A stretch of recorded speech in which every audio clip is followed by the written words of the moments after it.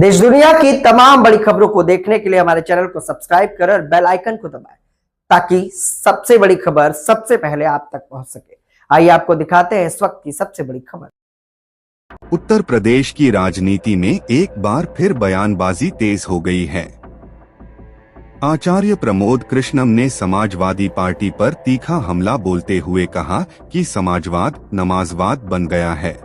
उन्होंने आरोप लगाया कि समाजवादी पार्टी ने विलुप्तीकरण की राजनीति को बढ़ावा दिया और कहा कि तालिबान के रास्ते पर चलने का काम समाजवादियों ने किया। आचार्य प्रमोद का कहना है कि वोट बैंक की राजनीति के चलते समाजवादी पार्टी अपनी मूल विचारधारा से भटक गई है। उनके इस बयान के बाद प्रदेश की सियासत में नई बहस छिड़ गई है और राजनीतिक प्रतिक्रियाओं का दौर शुरू हो गया है। अब देखना होगा कि आचार्य प्रमोद के इन आरोपों पर समाजवादी पार्टी क्या जवाब देती है। फिलहाल उनका यह बयान राजनीतिक गलियारों में चर्चा का विषय बना हुआ है। उन्होंने कहा सनातन ही समाजवाद है, लेकिन सच बात यह है, बिल्कुल ठीक है जो शंकराचार्य जी कह रहे हैं, मगर एक सवाल पैदा होता है। सनातन समाजवाद है, लेकिन समाजवाद नवाजवाद है, समाजवाद नमाजवाद है, समाजवाद अलगाववाद है, समाजवाद का मतलब परिवारवाद है। उत्तर प्रदेश में सनातन का नाम समाजवाद नहीं है, नमाजवाद का नाम समाजवाद है। तो फिर क्या माने इसमें? मैंने अपना विश्लेषण कर दिया। समाजवाद का विश्लेषण शंकराचार्य जी ने जो किया है, उनकी राय है, उनका दृष्टिकोण है। मेरे दृष्टिकोण में उत्तर प्रदेश में समाजवाद का मतलब नमाजवाद, समाजवाद का मतलब अलगाववाद, समाजवाद का मतलब परिवारवाद। मुख्यमंत्री जी ने भी सभा की है, वहाँ हनुमानगढ़ी में उन्होंने बोला है कि जिन लोगों ने इजाज़त दी थी जो है मंदिर की सीढ़ियों पे नमाज की, क्या वो जामा मस्जिद में भी इजाज़त दे सकते हैं? समाजवादी पार्टी और कांग्रेस पे उन्होंने सवाल उठाया। देखिए, योगी आदित्यनाथ जी उत्तर प्रदेश की बहुत बीमारियों का इलाज कर चुके हैं, लेकिन कुछ बीमारियां अभी बची हैं जिनका इलाज करना बाकी है। और योगी जी बीमारी की जड़ पर बात कर रहे हैं। उत्तर प्रदेश को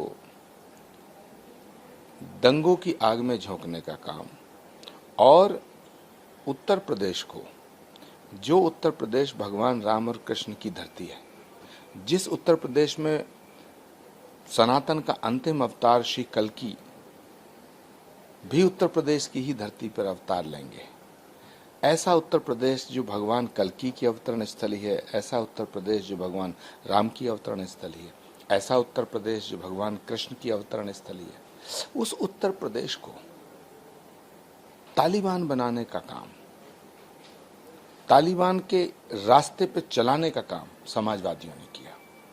तो ये जो समाजवाद है, जो अखिलेश यादव जी का समाजवाद है, ये लोहिया के समाजवाद से मैच नहीं करता।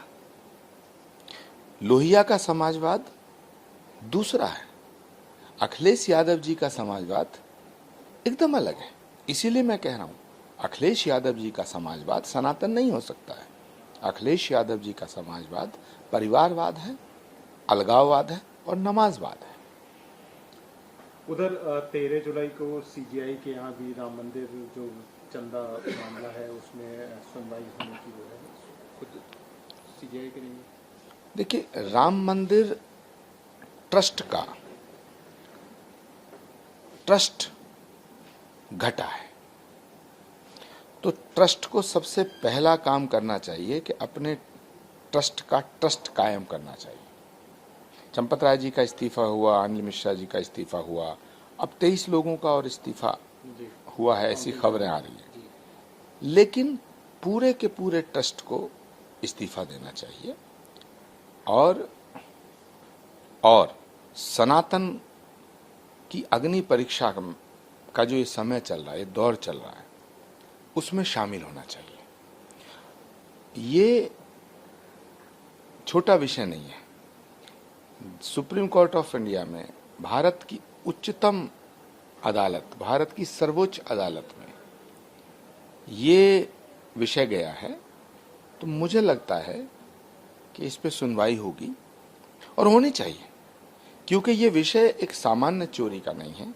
ये विषय लोगों की आस्था, विश्वास और श्रद्धा से जुड़ा हुआ विषय है। तो लोगों को ऐसा लग रहा है, करोड़ों हिंदुओं को लग रहा है कि उनकी आस्था की चोरी हुई है, उनके विश्वास की चोरी हुई है, उनके भरोसे की चोरी हुई है, उनकी श्रद्धा की चोरी हुई है। तो यदि कोई सुप्रीम कोर्ट गया है और पब्लिक इंटरेस्ट लिटिगेशन फाइल हुई है, तो मुझे लगता है कि माननीय सर्वोच्च न्यायालय इसका संज्ञान लेगा। अब जो फैसला होगा उसकी प्रतीक्षा है। उधर कैबिनेट मंत्री मनोज पांडे का भी एक रिएक्शन आया, वो कह रहे हैं कि जो कलमा पढ़ने वाले हैं वो भगवान राम का टीका लगा रहे हैं आजकल। देखिए, भगवान राम तो सबके हैं, जो कलमा पढ़ने वाले हैं या कलमा नहीं पढ़ने वाले हैं। भगवान राम उनके भी हैं जो भगवान राम को नहीं मानते, इसीलिए वो राम है। राम सबके हैं और सब राम के हैं। और भारत में जिसने जन्म लिया है, भारत की जो भूमि है ये राम की भूमि है। तो भारत की भूमि राम की भूमि है, भारत की भूमि सनातन की भूमि है।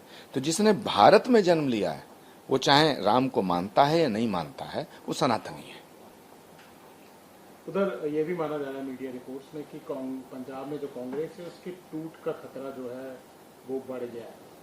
उधर चरणजीत सिंह चन्नी साहब भी राहुल गांधी को अब अपना लीडर बता रहे हैं। सवाल पंजाब का नहीं है, चरणजीत चन्नी का नहीं है, सवाल वहाँ अमरिंदर सिंह का नहीं है, सवाल वहाँ नवजोत सिद्धू का नहीं है, सवाल है राहुल गांधी का। राहुल गांधी के रहते हुए कांग्रेस का बेड़ा पार नहीं हो सकता। यदि कांग्रेस को बचाना है तो राहुल गांधी जी को हटाना होगा। उधर राहुल गांधी ने जो भगवान राम पे टिप्पणी की थी, 24 तारीख को फिर सुनवाई है उस पूरे मामले में। देखिए, सच बात यह है कि राहुल गांधी की आस्था, श्रद्धा और विश्वास वो राम में नहीं है। भगवान राम में, भगवान राम की जन्मभूमि में, अयोध्या में उनकी आस्था नहीं है। उनकी आस्था वेटिकन में है। जिनकी आस्था वेटिकन में है वो राम के समर्थन में कैसे हो सकते हैं? तो राहुल गांधी जी को सद्बुद्धि दें भगवान राम,